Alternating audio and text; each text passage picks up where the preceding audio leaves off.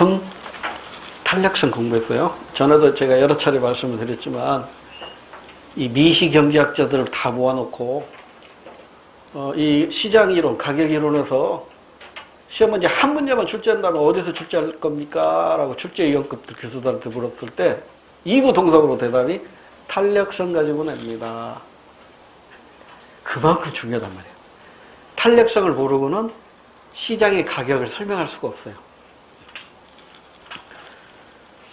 아까 잠시 사례로 백화점에서 박앤세일하는 상품은 탄력적인 제어만 박앤세일이 가능하고 비탄력적인 상품을 박앤세일 했다면 그 가게는, 그 백화점은 문 닫을 각오를 한 거겠죠. 망하는 건 시간 문제니까. 주말에 기차요금하고 주중에 기차요금이 다르죠. 왜 다르죠? 탄력성이 다르기 때문에 그래요. 주중에는 가격을 조금만 내려면 많이 타요. 근데 주말에는 가격을 올려도 타요. 그러니까 주말에는 가격을 올려서 타니까. 근데 주중에는 어때요? 올리면 안 탄다고 잘. 그러니까 주중에는 탄력적이다, 비탄력적이다. 탄력적이니까 가격을 좀 싸게 하고, 주말에는 비탄력적이니까 가격을 비싸게 하는 거예요. 우리 휴가지에서도 마찬가지죠. 휴가지에서도 성수기 때하고 비수기 때 가격이 다르죠. 그 이유가 뭐냐고. 탄력도 차이라니까. 탄력도가 다르기 때문에 그래요. 문제 풀다 보면 그런 사례들이 많이 나옵니다. 자, 그러면 다시 우리 복습 한번 해보자고요. 지금 우리가 수요의 가격 탄력성을 공부했어요.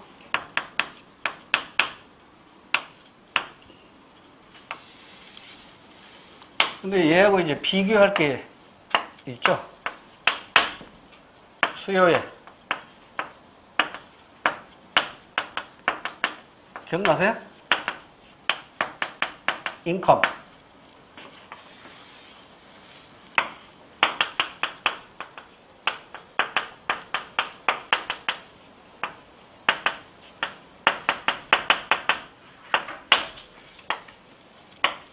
이 중에 계산 문제는 주로 얘 가지고 출제한단 말이에요. 계산 문제. 자, 교차 탄력성은 뭐냐면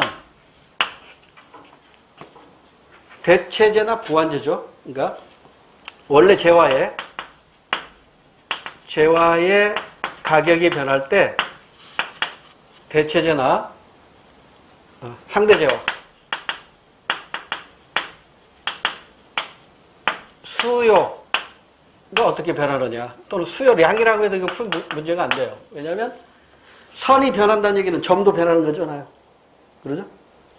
선은 점을 연결해 놓은 것이니까, 선이 움직인다는 얘기는 점도 움직인다는 얘기니까, 수요가 변한다 이런 말을 바꾸면 수요량도 변하는 거니까. 그래서 재화의 가격에 대해서 상대재화의 수요 또는 수요량이 변화율로 계산하는 거예요. 그래서 이 값이 양수면 뭐라고 그랬어요? 대체제. 음수면 보완제.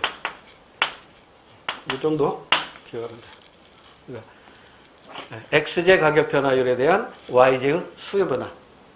요거를 계산하는 거예요. 그 다음에 이제 소득 탄력성은 소득 변화율에 대해서 재화의 수요. 그러니까 수요가 움직이면 선이 움직이면 점도 움직이니까 여기서도 수요 또는 수요량이라고 돼요. 수요량의 변화율. 이렇게 계산돼요. 근데 이게 양수면 정상제 또는 우등제라고도 표현해요. 정상제. 이게 음수면 열등제겠죠. 그래서 언젠가 어느 시험에서는 얘하고 수능에서도 출제됐고 우리 임용시험에서도 얘하고 연결을 시켜서 출제한 적이 있어요. 그런데 공식만 알고 있으면 쉽게 풀 수 있어요. 봐요. 얘는 어떻게 되죠? 가격 변화율에 대해서 수요가 아니죠. 이때는 수요량. 여기는 수요니까 수요량이라고 써도 돼. 왜? 선이 움직이면 점도 같이 움직이니까. 수요 또는 수요. 여기는 수요량이에요. 수요라고 쓰면 안 돼. 수요량. 그래가지고 이게 탄력도가 0, 무한대, 1, 1보다 클 때, 1보다 작을 때 이렇게 5가지로 공부했잖아요. 그죠? 그러니까 가격 탄력성은 이렇게 5가지를 공부해야 돼. 근데 소득 탄력성이나 교차 탄력성은 2개밖에 없어요. 양수냐 음수냐 이거밖에 없다고. 양수냐 음수냐. 양수냐 음수냐 이거밖에 없다고. 수요의 가격 탄력성, 이 가격은 주로 생략을 해요. 생략. 근데 소득 탄력성에서 소득이나 교차 탄력성에서 교차, 이 말은 생략 절대 못합니다. 소득 탄력성, 소득 생략 못해. 그러니까 아무 말 없이 탄력성 나오면 이거 무조건 뭐다? 가격 탄력성인 거야. 아무 말 없이 탄력성 하면 이건 무조건 100% 가격 탄력성이에요.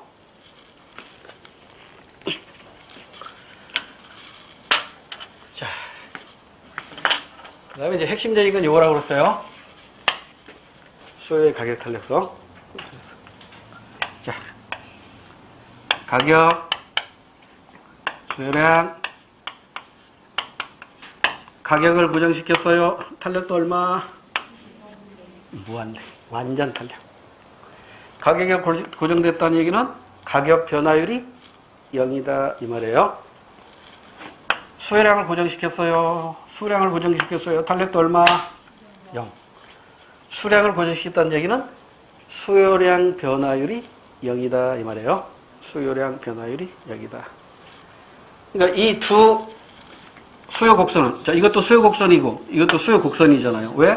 가격과 수요량의 관계를 나타냈으니까. 둘 다 수요 곡선인데 수요 법칙이 적용돼야 안 돼요? 이건 안 되잖아. 수요 법칙이 적용되려면 우하향해야 된다니까요. 오른쪽으로 갈수록 밑으로 들어가야 돼요. 그래서 45도 탄력도 얼마? 1. 완만한 거 탄력도 얼마? 급할수록 탄력도 얼마? 1보다 작아요. 이렇게 해서 5개야. 5개. 그럼 이제 이 막대기를 떼어내봐. 요거 뒤에 떼어내봐. 그럼 요거만 남지? 요거 남잖아, 요거. 네? 이건 가격 변화율이라고 하고, 여기를 수요량 변화율이라고 한다면, 가격 변화율 축, 이 축은 수요량 변화율이 0이죠. 수요량 변화율이 0이니까 뭐가 고정된 거야? 수요량이 고정된 거지. 수요량이 고정된 거니까 탄력도 얼마? 0. 이 축은 전부 탄력도가 0이에요. 얘는 무한대. 왜? 가격 변화율이 0이잖아.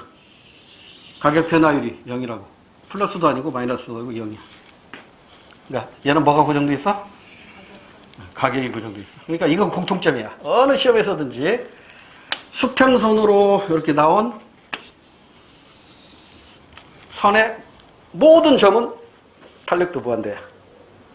이거 다 공통점이니까 굳이 암기 안 해도 되겠죠? 무한대. 근데 이제 이건 조심해야 돼. 여기 지금 가격 변화율과 수요량 변화율 나왔을 때는 이게 0이죠. 탄력도가. 근데 여기 가격 변화율과 판매액 변화율로 나와버리면 그때 이게 1이 돼버리는 거야. 아까 공부했잖아요.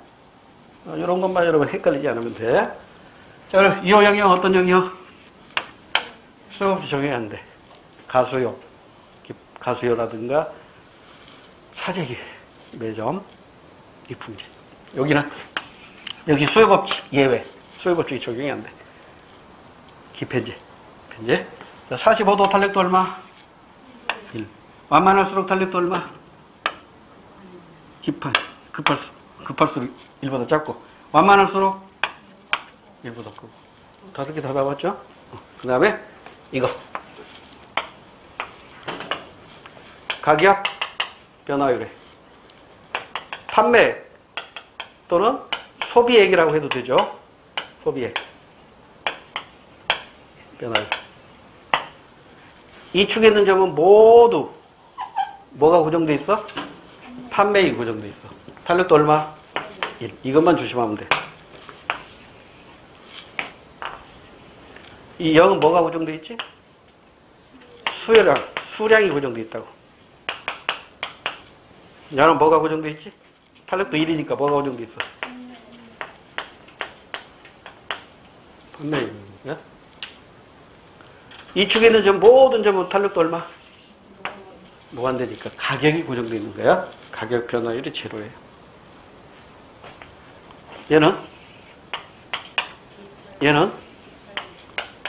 얘는 기계적으로 구단처럼 나와야 돼. 45도 비탄력 관통하고 있네. 완전 비탄력 0 이렇게 되는 거야. 이제 이 그림 가지고 출제될 때가 됐어. 이건 올해 국가지에서 출제가 됐어요. 지방직에서 이거 아니면 이거 가지고 출제할 거야. 그렇게 알아두시고요. 문제 몇 개 풀어보고 그 다음 단계로 봅시다. 몇 개만 풀고 나중에 이거 3단원 다 끝나고 나서 이거 하기 전에 또 하나 설명 빠진 게 있는데 우리 교재를 잠깐 볼게요. 어디로 가야 되냐면 수요 법칙을 했고 수요 법칙의 예외도 69페이지 수요 법칙 예외 공부했고요. 공급은 아직 공부 안 했어요. 그 다음에 우리 교재는 탄력성을 저 뒤에다 소개해 놓은 것 같아.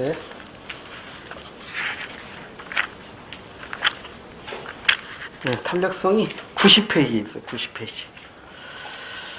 수요와 공급의 가격 탄력성. 수요 탄력성 가지고 99% 시험 냅니다. 공급 탄력성은 1%도 채 못 돼요. 왜냐면 수요 탄력성을 응용하면 되니까. 자, 일단 수요의 가격 탄력성에서 가격은 생략이 가능하다고 그랬어요. 아무 말 없이 탄력성 하면 가격 탄력성을 말해요. 소득 탄력성이나 교차 탄력성은 절대 생략이 불가능합니다. 자, 계산식 거기 나와 있어요. 근데 이 탄력성의 개념은 점 탄력성하고 선 탄력성으로 나눠 볼 수 있다고 그랬죠.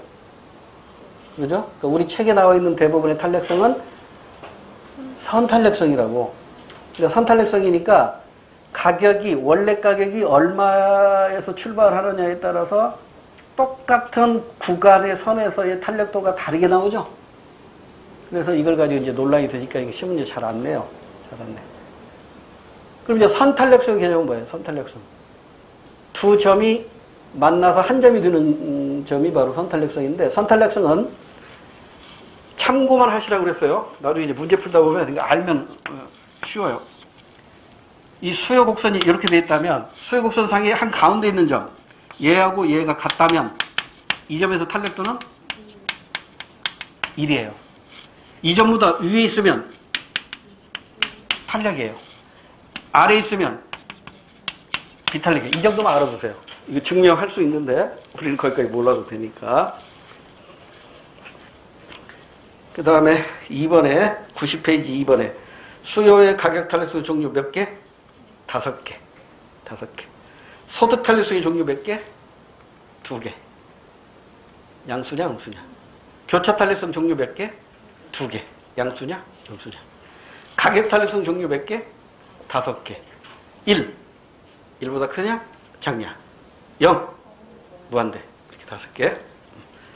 최근에는 출제가 1하고 0 가지고 많이 만들어 놓고 있어요. 1하고 0. 이거 아까 제가 주유소 얘기했었죠? 그 EBS 교재에 나오는 얘기거든요. 그러니까 만땅. 수량을 고정시키고 소비하는 사람. 완전 비탄력. 판매액, 그러니까 주머니에서 나가는 돈, 소비 지출을 고정시키고 소비하는 사람. 탄력도 얼마? 1. 자, 그래서 0 완전 비탄력. 1보다 작으면 비탄력. 1이면 단위 탄력. 1보다 크면 탄력. 무한대 완전 탄력. 자, 다시 복습. 단위 탄력이면 뭐가 고정돼 있다? 탄력도가 1이면 뭐가 고정돼 있다? 소비액, 판매액이 고정돼 있는 거예요. 탄력도가 0이면, 완전 비탄력이면 뭐가 고정돼 있다? 소비량, 즉 수요량이 고정돼 있는 거예요. 탄력도가 무한되면 뭐가 고정돼 있다? 가격이 고정돼 있는 것이다. 됐죠? 헷갈리지 마세요. 그 다음에 수요의 가격 탄력성의 결정 요건. 이것도 심심이 찾기 문장이 시험 문제에서 언급이 되니까. 대체제는 많을수록 탄력적이겠죠? 더 쉽게 비유를 들어봅시다. 제가 가장 많이 사용하는 쉬운 비유. 요즘 성인들은 우유 마시면 그 효과가 있어요, 없어요?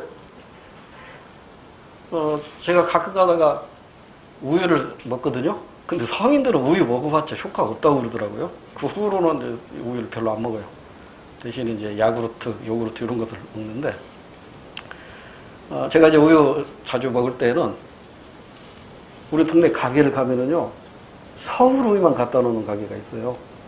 다른 우유가 없다고. 근데 서울 우유가 가게를 올렸어요. 그럼 나는 선택의 여지가 없잖아요. 다른 우유가 없으니까. 서울 우유가 비싸도 나는 사 먹어요. 근데 어느 날 가보니까 청주 우유가 하나 딱 들어왔네. 서울 우유만 가게 올렸네. 서울 우유 안 먹어요. 바로 청주 우유 사 먹어요. 다시. 대체제가 많을수록 가격에 민감하다. 대체제가 적을수록 가격에 민감하다. 많을수록. 대체제가 많을수록 선택폭이 넓으니까 어느 한쪽에서 가격을 올렸다 그냥 바로 민감하게 반응한단 말이에요. 안 산다고. 그러니까 대체제가 많을수록 탄력적으로 반응하고요. 대체제가 적을수록 비탄력적으로 반응합니다. 이거 시험 문제에서 가끔 언급되니까 잘 기억해 두시고요. 두 번째, 소득에서 차지하는 비중이 클수록 탄력적이겠죠. 더 쉽게. 여러분, 콩나물 사러 갔더니 콩나물이 50% 올랐어요. 콩나물국 끓여야 되는데 아빠가 속풀이 하려고 콩나물국 먹고 싶대. 근데 콩나물 가격이 50% 올랐어. 사 안 사? 사. 50% 올랐다고 해도 큰 부담이 안 가거든요. 근데 노트북을 하나 컴퓨터를 사려고 하는데 이게 50% 올랐어. 사 안 사? 안 사요. 좀 너무 올랐네. 좀 나중에 사야지. 승용차 살 때 하고 두부 살 때 하고 가격에 어느 게 민감하게 반응해요? 승용차 살 때 가격에 민감하게 반응한다고. 다시 얘기해서 자기 소득 중에서 차지하는 비중이 크면 클수록 가격에 민감하게 반응한다고. 말을 바꾸면 탄력적이다 이 말이에요. 자, 다시. 대체제가 많을수록 탄력적으로 반응하고요. 소득 중에서 차지하는 비중이 클수록 탄력적으로 반응해요. 말을 바꾸면 단용제보다는 내구제일수록 탄력적으로 반응합니다. 단용제, 한 번 쓰고 없어지는 것보다 오랫동안 쓸 수 있는 내구제가 탄력적으로 반응해요. 그 다음에 재화의 성격에서 사치품과 생활필수품 나와 있죠? 이것도 조심해야 할 게 상대적인 개념입니다. 생활필수품이라고 해서 무조건 비탄력적이다가 아닙니다. 생활필수품 중에서도 탄력적인 게 있어요. 근데 일반적으로 사치품하고 생활필수품하고 비교했을 때 상대적으로 사치품이 탄력적이에요. 생활필수품 비탄력적이에요. 말을 바꿀게요. 생활필수품 대부분 농산품이에요. 물론 농산품 중에서도 사치품이 있어요. 농산물 중에서도 비싼 과일 같은 거 있잖아. 그러니까 우리가 주로 먹는 쌀, 보리 이런 건 비싸서 싹 먹어야 되잖아. 굶을 수는 없으니까. 그러니까 농산물은 공산품에 비해서 당연히 비탄력적이에요. 말을 바꾸면 이를테면 뭐 텔레비전이라든가 뭐 휴대폰이라든가 이거 공산품이잖아요. 공산품은 농산물에 비해서 상대적으로 탄력적이에요.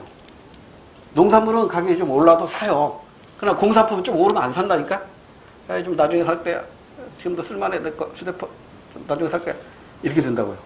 이걸 말을 잠깐 바꿔볼게요. 생산 기간이 길수록 탄력적일까요? 짧을수록 탄력적일까요? 생산 기간. 농산물이 생산 기간이 길어요? 공산품이 생산 기간이 길어요? 농산물이 생산 기간이 길어요. 그러니까 공산품이 생산 기간이 짧죠? 그러니까 생산 기간은 짧을수록 탄력적이에요. 오케이? 다시. 생산 기간은 짧을수록 탄력적이에요. 오케이? 가격에 반응하는 기간은 짧을수록 탄력적일까, 길수록 탄력적일까? 이게 수능에서 나왔을 때 많이 헷갈렸다고. 시간을 좀 많이 잡아먹었겠지. 생각하니라고. 다시. 내가 지금 당장 차가 폐차가 되는 바람에 차를 사야 돼요. 비싸도 사야겠죠. 그러잖아. 그런데 나 당장 지금 차 필요 없어. 한 2년 후에 한번 새로운 차, 새 차 나오면 비교해서 살 거야. 그러면 가격이 오르면 안 사요? 자, 다시. 내가 어떤 재화를 사려는데 지금 당장 사느냐, 한 1년 있다 사느냐. 가격에 반응하는 기간이 길수록 탄력적이에요. 아까 생산하는 기간은 어땠죠? 짧을수록 탄력적이었잖아. 재화를 생산하는 기간은 짧을수록 탄력적이에요. 그런데 재화의 가격에 반응하는 기간은 길수록 탄력적이에요. 헷갈리지 마세요. 우리 책에는 지금 가격에 대응하는 시간이 이렇게 나와 있죠? 길수록 탄력적이잖아. 근데 말을 바꿔서 가격별에 대응하는 기간이 아니라 생산 기간이라고 하면 달라진단 말이에요. 생산 기간은 짧을수록 탄력적이라고. 됐지요? 그 다음에 오른쪽 페이지 91쪽에 보면 완전 비탄력 뭐가 고정되어 있다? 수요량이 고정되어 있다. 수요량이 고정되어 있다는 건 다른 말로 하면 수요량 변동률이 0이다. 그 나와 있네. 자, 91페이지 제일 위에 수요의 가격 탄력성, 왼쪽에 완전 비탄력적 수요량 변동률 0 이렇게 돼 있죠. 수요량 변동률 0 이 말은 다른 말로 바꾸면 수요량 고정 이 말이야. 수요량 고정. 비탄력 가격 변동률이 수요량 변동률보다 큰 경우죠. 가격은 많이 변해도 수요량은 안 변하는 게 비탄력이고, 단위 탄력 뭐가 고정되어 있다? 바로 나와야지. 단위 탄력 뭐가 고정되어 있어요? 소비 지출에 판매액이 고정되어 있어요. 이 말을 바꾸면 가격 변동률이나 수요량 변동률이나 같다는 얘기야. 가격이 1변하면 수요량도 1변해. 가격이 2변하면 수요량도 2변해. 그러니까 가격 변동률과 수요량 변동률이 똑같으니까 내 주머니에서 나가는 돈은 일정한 거야. 소비 지출액이 고정되어 있습니다. 판매액이 고정되어 있습니다. 이게 단위 탄력적이야. 자, 탄력적은 뭐가 가격 변동률보다 수요량 변동률이 큰 게 탄력적이겠죠. 그 다음에 완전 탄력적 뭐가 고정되어 있다? 가격이 고정되어 있어요. 가격이 고정된 상태에서 무한대로 소비가 가능하다. 이게 완전 탄력적이죠. 그 아래 계산 문제를 여러분 충분히 풀어내서 줄 테니까 한번 풀어보시고, 이거 조금 이따 나온다. 우리 기출문제잖아요. 이 기출문제 풀이할 때 나오니까 그때 풀이해드리기로 하고, 한 장을 넘겨서 수요의 가격 탄력성과 판매 수입의 관계네. 자, 이것도 아까 공부했었죠? 판매 수입이니까 어떤 그래프가 떠올라야 돼? 이 그래프가 떠올라야 돼. 이 그래프. 판매 수입이잖아. 판매.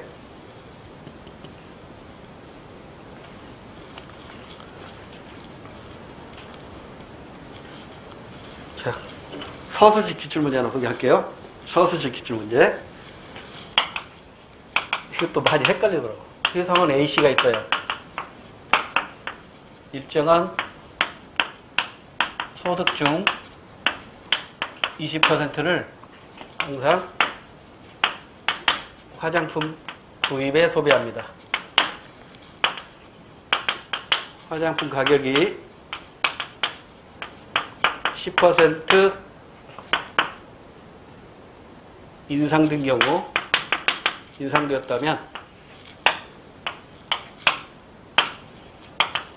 화장품 소비량은 몇 퍼센트 증가 또는 감소 고르라는 거야. 이 숫자를 알고 이제 증가 감소를 골라야겠지. 그리고 화장품은 수요 법칙이 적용된다. 이렇게 단서로 나왔다고. 그러면 가격이 올랐으니까 소비량은 감소해야겠지. 왜? 수요 법칙이 적용되니까. 자, 그럼 여기 뭐가 들어가야 돼? 빨리 계산해봐. 바로 나와야죠. 10% 정답. 왜? 회사 내시는 일정한 소득 중 20%를 화장품 구입에 사용한다고 했으니까 이 사람은 소비액이 고정돼 있잖아. 소비액이 고정돼 있다는 얘기는 탄력도가 얼마라는 얘기? 1이라는 얘기. 탄력도가 1이라는 얘기는 가격이 변한 만큼 수요량도 똑같이 변한다는 거야. 똑같이. 10% 올랐으면 소비량은 10% 감소해야겠지. 그러잖아. 이게 서술식 기출문제라고. 그러니까 지금 이 출제자의 의도는 이 문장을 읽으면서 탄력도를 1이라는 걸 알아내느냐 못하느냐 이걸 묻는 문제란 말이에요. 그래서 일 가지고 시험 문제 잘 낸다니까. 자, 단위 탄력기일 때 항상 뭐가 일정하다? 내 주머니에서 나가는 금액이 일정한 거야. 판매하는 사람 입장에서는 판매액이 일정한 거예요. 판매액이 일정. 이걸 우리는 단위 탄력적이라고 해요. 그래서 최근에 단위 탄력하고 완전 비탄력이 시험 문제 잘 나오고 있어요. 그래서 아까 주요소 얘기 다시 한번 할게. 만당 뭐가 고정돼 있어? 수요량이 고정돼 있어. 탄력도 얼마? 0.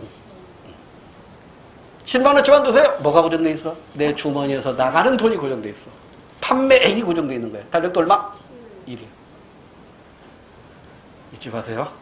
이거 한순간 잠시 쉬는 사이에 여러분 머릿속에서 탈출합니다. 자꾸 반복해야 돼. 반복. 반복만이 고득점의 지름길이에요. 자, 그걸 이해했으면 뭐 92페이지, 93페이지 뭐 읽어볼 필요도 없지 뭐. 다 이해했으면. 자, 그러면 이제 가격 탄력성까지 마무리했으니까 이제 어디로 가야 되냐면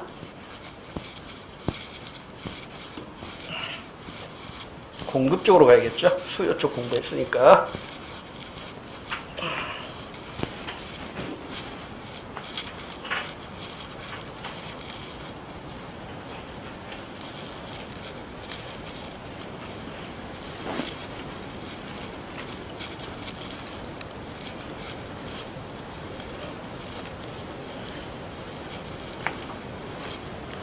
문제 몇 개 풀어볼까요?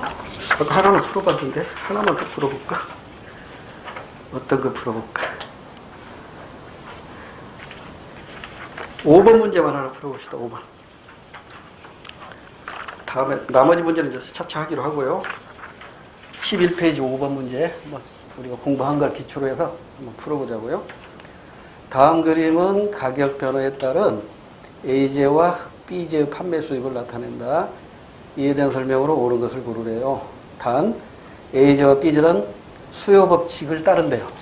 그러니까 비싸면 안 사고 싸면 많이 사겠죠. 근데 지금 좌표를 보세요. 판매 수입하고 가격이 나와 있다고. 그리고 우리가 그동안 보았던 가격과 판매 수입의 위치가 바뀌어져 있죠. 이건 출제형 말이니까 어쩔 수 없어요. 그러니까 여기서는 지금 독립변수가 가격이에요. 가격. X축. 그 다음에 Y축이 이제 판매 수입 종속 변수가 되는 거죠. 그런데 가격이 변할 때 A제는 판매 수입이 줄었다가 늘어요. 그럼 보세요. 이거 이제 공부 아까 했으니까 B부터 볼까? B. 여기가 가격이란 말이에요. 가격이 0에서 이제 오른쪽으로 와서 비싸지는 거죠. 여기 판매액으로 나와 있다고. 판매액. 근데 지금 B제는요 이렇게 돼 있어. 이렇게 되고 B제죠. 그러니까 B제는 뭐가 고정되어 있는 거예요? 판매액이 고정되어 있는 거야.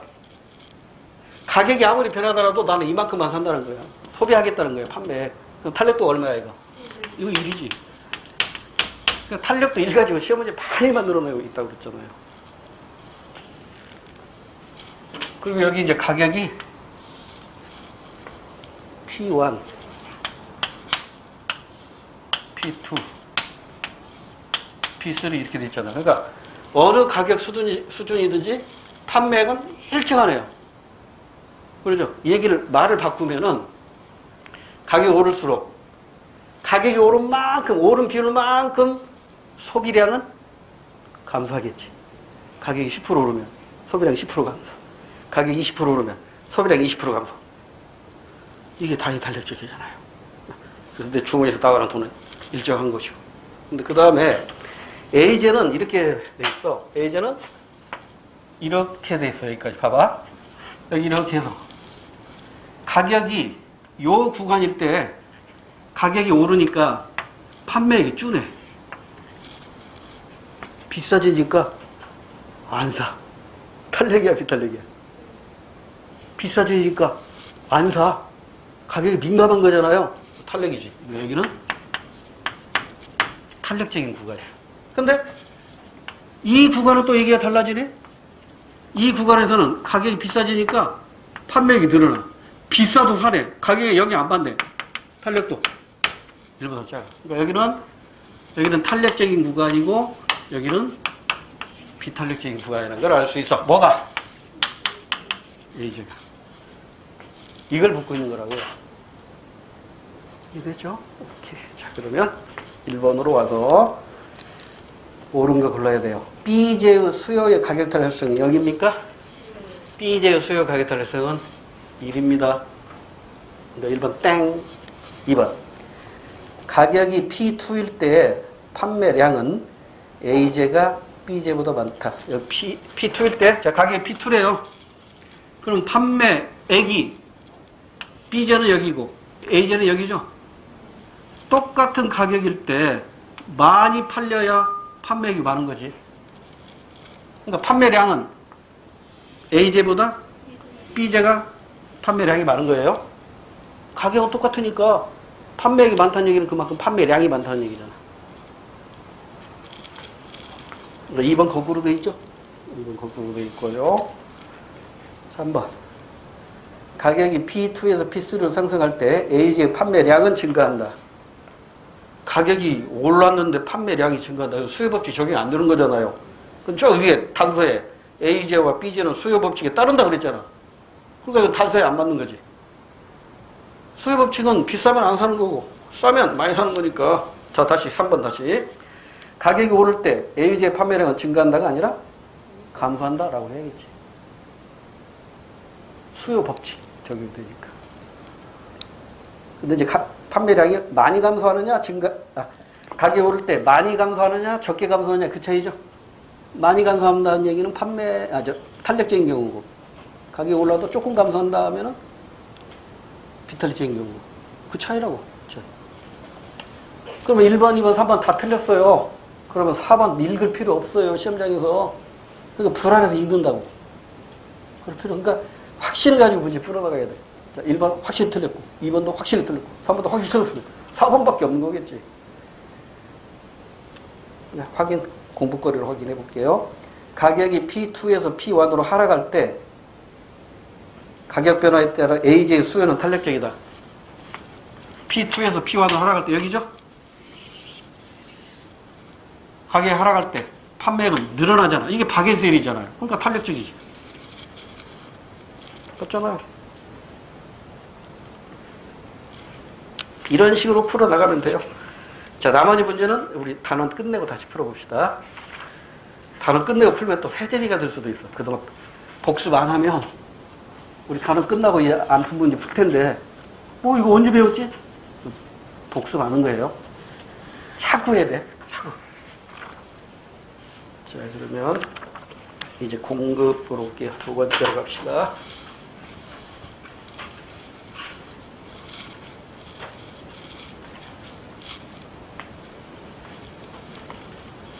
문제풀이 할 때, 저랑 같이 할 때는 참 편한 마음으로 하니까 다 아는 것 같아요. 근데 시험장에서 여러분이 직접 문제에 부딪혔을 때는요, 긴장된 상태이기 때문에 하늘이 노래요. 낯선 문제 나타나면. 근데 절대 당황할 필요 없어요. 우리가 기출문제와 똑같은 문제 절대 안 나옵니다. 이 기출문제 다 푸니까 또 비슷하게 나오겠지. 그러니까 딱 문제 다른 문제 다 풀 거야? 아니에요. 문제가 변형돼서 나온다고, 표현이 약간씩 다르다고. 그래서 예상 문제, 모의고사 문제를 많이 풀어봐야 하는 이유가 바로 여기 있다고. 기출 문제만 다 이해한다고 해서 되는 일 아니라니까. 기출 문제는 기본적인 거고, 기출 문제의 한 10배 정도의 문제는 더 풀어봐야 돼요. 그래야 시험장에 가서 당황하지 않아. 왜? 낯선 문제 보면 당황하거든. 그래서 이 기출 문제가 아닌 다른 문제들도 나중에 이제 우리 문제풀이 과정에 따로 수능에서 유형별로 다 있거든요. 수능에서 내었던 것을 다 지금 제가 오지선다를 사지선다로 바꿔가지고 편집을 하고 있으니까 최근의 문제까지 엊그제 목요일날 평가원 모의고사 9월 평가원 모의고사 봤잖아요. 그런 문제들까지 제가 다 반영을 해가지고 70문제들까지 다 반영해서 우리 시험에 낼 수 있을 정도의 문제들을 골라서 오지를 사지선다로 바꿔서 지금 문제집 만들고 있으니까 그런 문제도 다 접해봐야 돼요. 그 접하지 않고 기출문제만 다 이거 다 이해했어, 다 풀 수 있어, 그런다고 점수 나오는 게 아니라고. 자꾸 반복해야 돼요. 새로운 문제도 많이 접해봐야 되고. 자, 이제 두 번째로 갑니다. 첫 번째는 수요법칙이고, 이제 두 번째는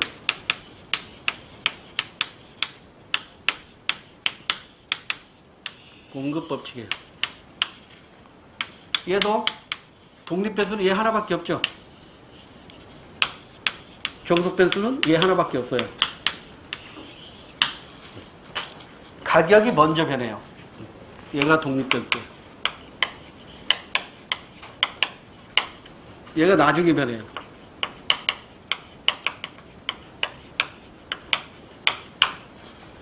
근데 얘 둘은 항상 같은 방향으로 움직여요. 아까 수요법칙은 반대로 움직였잖아요.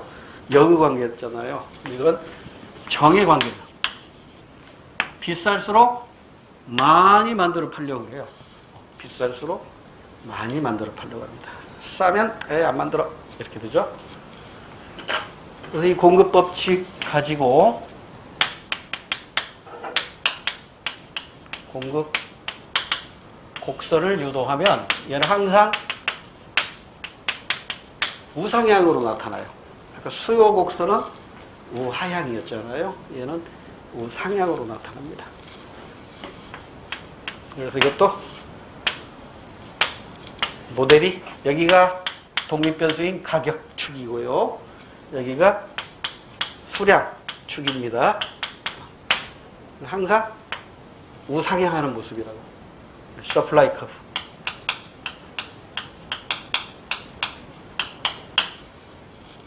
여기서도 마찬가지로 가격에 대응되는 한 점, P1 가격에 Q1만큼 만들어 팔겠죠. A. 그래서 P2에 대응되는 공급곡선상의 점, B. 여기에서 공급량이 결정되겠죠. 그래서 이와 같이 하나의 공급곡선상에서 점이 이렇게 움직여요. A점에서 B점으로 움직이거나 B점에서 A점으로 움직이거나, 이걸 우리는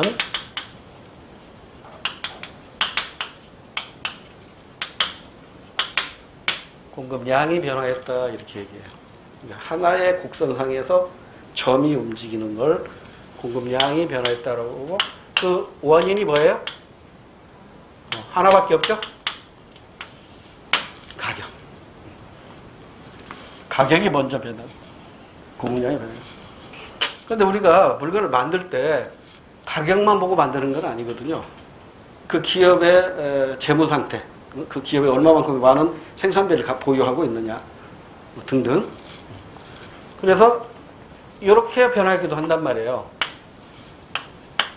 이렇게 갈 수도 있고 이렇게 갈 수도 있다고요. 이건 공급 곡선 자체가 움직이는 거라고요. 이걸 우리는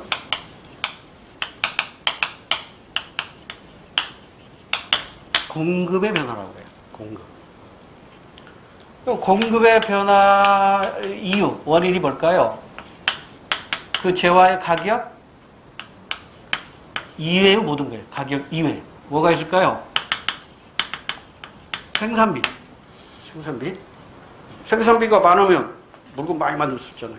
생산비를 조금밖에 가지고 있지 않으면 조금밖에 못 만들잖아요. 기술 수준.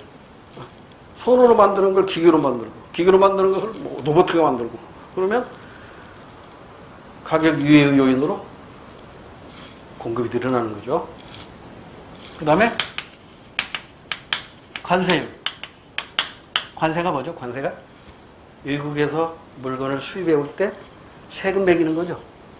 그러니까 관세를 높게 매기면 수입이 줄어든다고요. 그럼 공급이 줄어드는 거겠죠. 관세율을 낮추면 수입이 늘어나겠죠. 우리나라 입장에서는 공급이 늘어나는 거라고. 요즘은 나라마다 FTA를 체결하죠. 나중에 우리 법과 정치에서 또 다시 한번 공부하겠지만, 이를테면 최근에 한국과 이스라엘 간의 프리 트레이드 어그리먼트 조약을 체결했다고요. 이게 조약입니다. 국제법상의 조약이라고. 그러면 이제 한국하고 이스라엘 간에는 무역을 할 때 관세율을 최대로 줄여서 최소로 해가지고 무역을 합니다. 0은 아니고요. 0으로 가는 게 목표인데 아직 0까지는 못 가요. 그러면 이제 이스라엘에서 우리나라 물건 사올 때 싸게 사온단 말이에요. 한국하고 중국하고도 체결했죠. 한중 FTA도 체결했다고. 그래서 중국에서 들어오는 물건 싸게 들어오고, 우리나라 물건 관세 없이 중국에서 물건 팔고 그래요. 그래서 이 우리나라가 한때는 미국이 수출 의존도 1위였어요. 그러니까 미국에다 수출을 가장 많이 했는데 지금은 중국이에요. 그러니까 우리 지금 미국 눈치 보고 중국 눈치 보려니까 좀 힘들어요. 우리 경제가. 그 다음에 우리 국제경제 시간에 한번 다시 따져보기로 하고요. 자, 이렇게 해서 공급하고 공급량의 차이 소개했네요. 그러면 이 공급 곡선하고 공급 함수하고는 또 뗄래야 뗄 수가 없잖아요. 서로 함수를 가지고 공급 곡선 그려낼 수 있고요. 공급 곡선 가지고 함수를 또 찾아낼 수 있어야 된다고. 그래서 공급 함수는 항상 어떤 모습이다? quantity of supply, 공급량은, 물건을 몇 개 만들까? 이 공급량은 뭐에 의해서 결정된다? 그 재화의 가격에 의해서 결정이 되는 거예요. 근데 어떤 관계다? 정의 관계가 있어요. 비쌀수록 많이 만들어 팔고 싸면 조금만 만듭니다. 그래서 이것도 이런 식으로 표시가 되겠죠.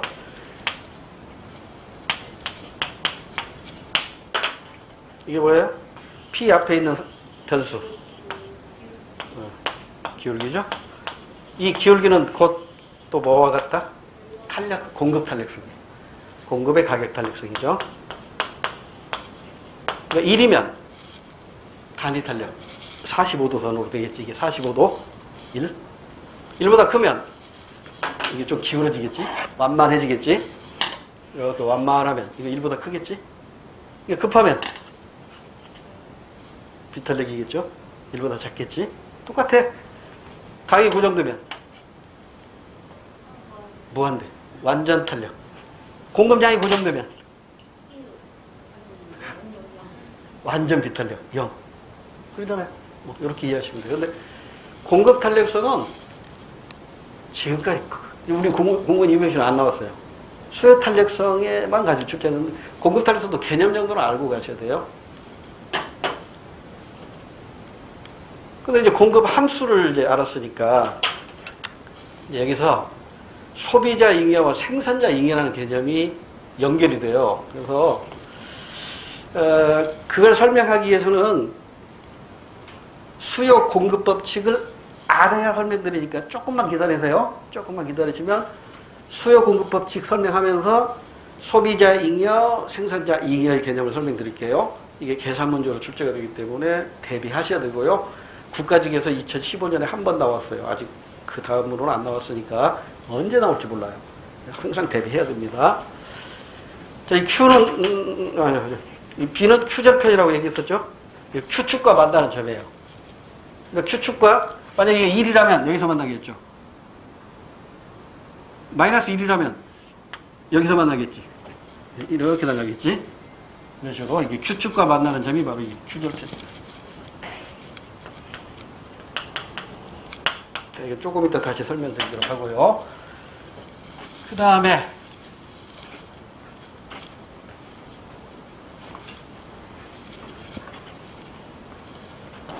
아까 수요 법칙에서 예외가 있었듯이 공급 법칙에도 예외가 있어요. 첫 번째 예외, 첫 번째, 아까 매점은 사재기였죠. 매석이라는 말 아시죠? 매점, 매석 이렇게 같이 쓰는데 매점은 사재기 하는 것이고 매석은 혼자 독점 판매하는 거죠. 허생전 나오잖아요. 허생전. 허생이가 그 누구야? 그 변부자한테 가서 돈 만냥 빌려가지고 여기 안성 장터에 가서 그 삼남지방에서 올라오는 꽃감, 대추, 사과, 배 뭐 등의 이 추석 때 제사상에 올라갈 물건들 다 싸그리 사재기 해버리죠. 매점 해버리잖아요. 와 비싸도 막 사들였어 선생이가. 오늘날은 그렇게 하면은요 독과점 규제법에 의해서 바로 교도소갑니다. 근데 이제 허생이가 살던 당시에는 그 법이 없었어. 그래서 허생이가 잔머리를 굴린 거죠. 그래서 매점을 했다고 사재기를 해뒀다가 이제 추석이 얼마 남았어요? 2주? 2주 남았나요? 우리 다음 주는 수업하고 다다음 주는 쉬잖아. 다다음 주에 추석 연휴니까 2주 남았다고. 그러면 이제 추석 제사 드리려면 그 재물 사야 되잖아요. 꽃감도 사야 되고 대추 사야 되는데 이게 시장이 없다고. 그러니까 가격이 막 올라요. 내일 가니까 또 올라. 모레 가니까 또 올라 있어. 허생이 비싸면 많이 팔아야죠. 팔아 안 팔아? 안 팔어. 나 혼자 가지고 있는데. 내가 매서 가는데 독점 판매인데. 그래서 추석을 하루 앞두고 문을 활짝 열려. 하늘 높은 집으로 올랐지. 그래도 불효자가 될 수는 없으니까 비싸도 사서 제사 지낸다고. 허생이가 떼돈을 벌었죠. 변부자에게 3배로 갚고 그 돈 가지고 뭐 마당에서 쌓아놓고 가난한 사람이 와서 주워가라 막 그랬다면서. 그런 사람이 이웃에 그래서 부자가 있어야 돼. 이 허생이의 매석이란 말이에요. 그러니까 비싸면 많이 팔아야 돼요. 그런데 비싸면 많이 팔아야 되는데 비싼데 오히려 파는 양을 줄여버린다고. 이렇게. 비싸도 안 팔아. 판매를 줄여요. 독점 판매, 매석. 이게 꼭 이 물건에서만이 아니라 이 노동시장에서도 나타나요. 노동의 공급도 이렇게 나타난다고. 여러분 연봉이 이를테면 여러분 연봉 한 2억 받는다고 합시다. 주 5일 근무하면서 연봉 2억 받아. 그러니까 5일 동안 일하고 나머지는 이제 어때요? 2억씩 벌으니까 이제 즐겨야 할 거 아니에요. 그런데 주말에 뭐라 그래야 돼? 출장 좀 갔다 오세요. 출장비 200만 원 드릴게요. 그러면 200만 원, 나 딴 사람 시켜. 나 200만 원 안 벌을 거야. 이렇게 얘기할 거라. 왜? 벌만큼 벌었으면 이제 쓸 줄도 알아야죠. 쓸 시간은 안 주면 안 되지. 그러니까 우리 노동의 공급 곡선은요, 일정한 그 임금이 이렇게 오를 때 일도 많이 해요. 근데 임금이 내가 받을 만큼 받으면 이제 임금 많이 준다고 일 안 해. 그래서 이렇게 돌아간다고요. 이렇게 돌아가. 노동의 공급 곡선은 공급법칙 적용이 안 되는 거예요. 그 다음에 이제 두 번째가, 이게 대표적인 이제 골동품이라든가 단기의 주택시장, 아파트라든가 이런 거죠. 여러분, 내가 지금 당장 아파트를 한 채 사야 돼. 근데 아파트는 새로 지으려면 최소 2, 3년 걸린단 말이에요. 그럼 구축 아파트 사야 할 거 아니에요. 그러니까 비싸도 살 수밖에 없다니까. 왜? 이 골동품이나 단기의 아파트 공급은 이게 고정돼 버렸다고. 이게 수량이 고정돼 버렸어요. 그러니까 이게 적용이 안 되는 거야. 이게 적용 안 되고 이렇게 되는 거야. 그 고등학교 1학년 그 공통사회책에 보면 재밌는 그 사례가 나오잖아요. 여러분 우표 수집하세요? 저도 중학교 때 우표 수집을 좀 했었는데 요즘 우표 수집하는 사람 별로 없더라고요. 우표 수집하는 우표 수집관들이 소더비 경매장에 모였습니다. 세계에서 2장밖에 없는 우표 중에 1장이 경매로 나온 거예요. 얼마나 귀하겠어요. 우표 수집관들한테는 2장밖에 없는 우표 중에 1장이 나왔으니까 그걸 사려고 전 세계에서 모였다고. 그래서 이제 경매가 시작됩니다. 이제 100만 원 바로 부릅니다. 1000만 원, 2000, 3000 막 올라가요. 1억, 2억, 3억 막 올라가요. 저 뒤에 허름하게 생긴 할아버지가 10억 이렇게 불러버립니다. 근데 3억 해다가 갑자기 10억 해버리니까 놀래가지고 다 쳐다봐요. 그 할아버지를. 허름하게 생겼어요. 그러니까 그 우표 수집가들이 박수를 칩니다. 할아버지 거다 이거야. 할아버지가 탁 나와가지고 그 경매한 사람하고 카드로 수표로 사인 탁 해가지고 10억을 딱 그리고 우표를 딱 받아요. 박수가 터집니다. 그 순간 그 할아버지가 만인이 보는 앞에서 그 우표를 쫙쫙쫙 찢어가지고 휙 버려버립니다. 그 할아버지가 2장 중에 1장 우표를 가지고 있는 할아버지였어요. 이제 지구상의 우표는 1장밖에 없습니다. 공급이 고정돼 버렸네요. 이제는 부르는 게 값입니다. 할아버지가 왜 우표 1장을 10억에 샀는지 아시겠죠? 경제학을 아는 할아버지. 경제학을 부르는 사람이라면 10억 안 부르겠죠. 그 우표 1장을 왜 10억이나 이렇게 해야 되겠지. 그래서 이건 공급법칙이 적용이 안 된다. 고정됐다. 이 정도로 하고. 그 다음에 이제 여기서도 마찬가지로 탄력성인데 이건 생략할게요. 왜? 그냥 그대로 응용하면 돼.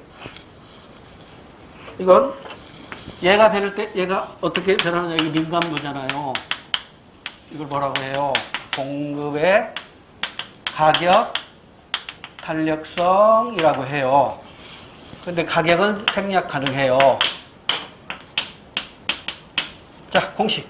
가격 변동률에 대해 공급량 변동률. 근데 이건 절대값을 할 필요가 없겠지. 왜냐면 항상 플러스로 나오니까. 마이너스로 나올 때는 이제 절대치를 쓰겠지만.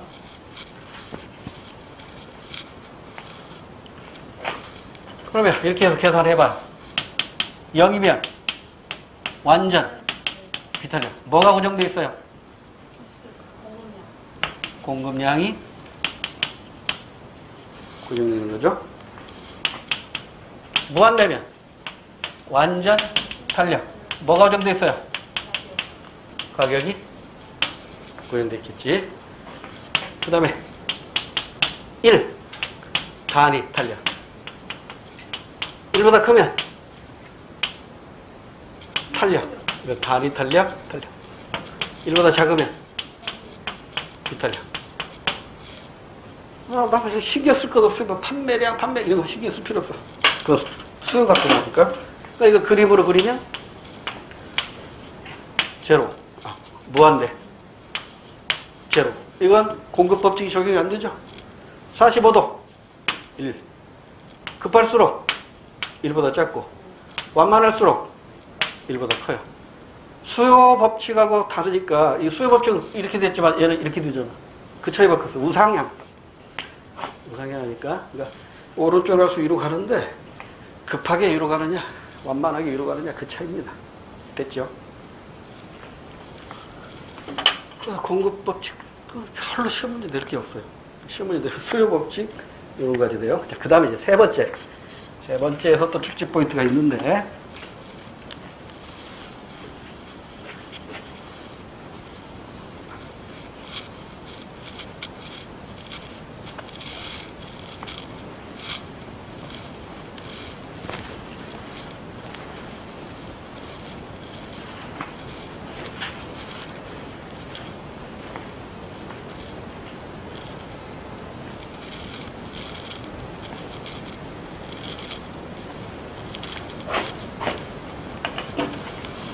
이제 세 번째 결론.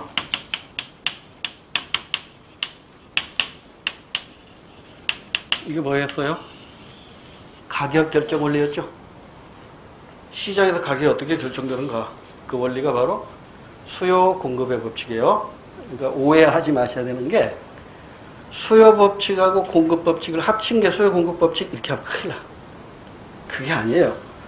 수요 법칙은 가격과 수요량의 관계를 나타내는 것이고, 공급 법칙은 가격과 공급량의 관계만을 나타내는 것이 공급 법칙이에요. 수요 공급 법칙은 뭐냐고?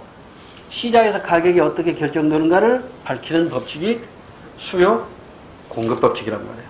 그러니까 그림으로 표시하면 수요 공급 법칙은 항상 두 개의 가입날이 만나도록 되어 있다고 그랬죠.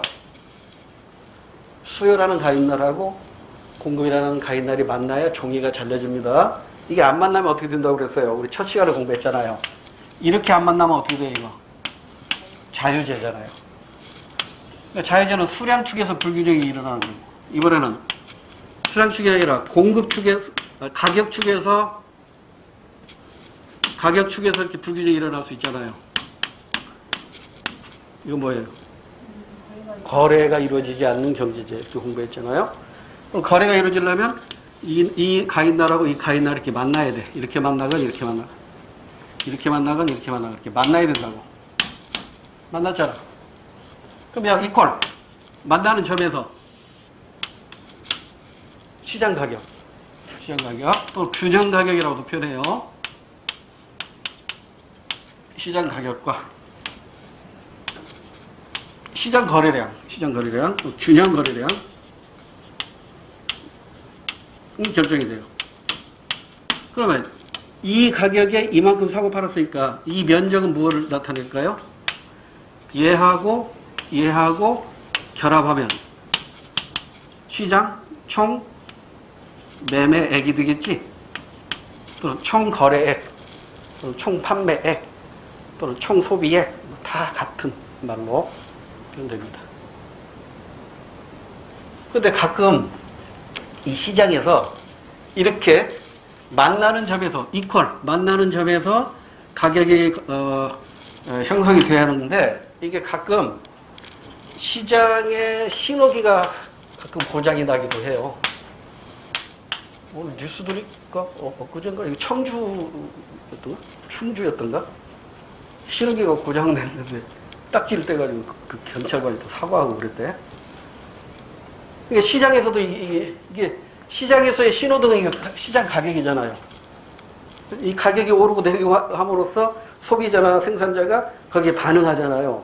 그러니까 아담 스미스가 얘기한 대로 이 시장의 가격이 바로 신호등 역할을 한다고. 근데 이 신호등이 고장날 때가 있다고.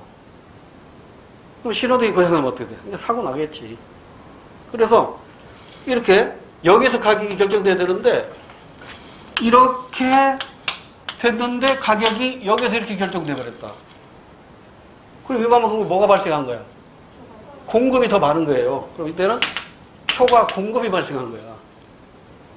그러니까 살 사람은 소비자, 살 사람은 요만큼만 살려고 하는데 시장에 나가 보니까 요만큼이 나와 있는 거야. 그러니까 이마만큼의 초과 공급이 발생한 거예요. 그러니까 유식한 말로 초과 공급이고, 우리가 쓰는 말로 물건이 남아돌아.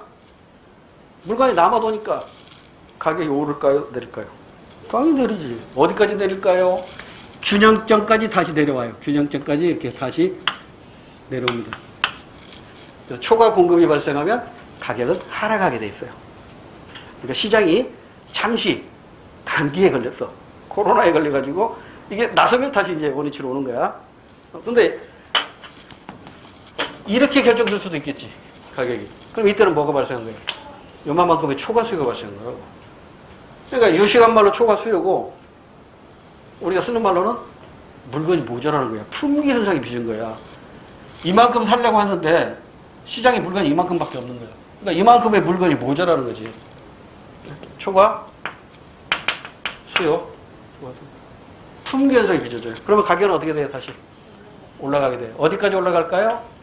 균형점이 될 때까지 올라가요. 그래서 아담 스미스 표현대로 단기적으로 보면 시장이 잠시 감기 걸릴 수도 있어요.